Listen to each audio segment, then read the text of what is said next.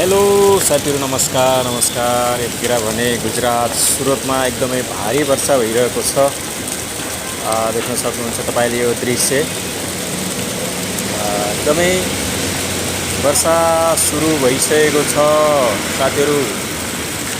सबैलाई नमस्कार छ, स्वागत छ हाम्रो च्यानलमा। सबैजनाले शेयर अनि सब्स्क्राइब लाइक गरिदिनु होला। सबैजनाले एक लाइक एक शेयर गरि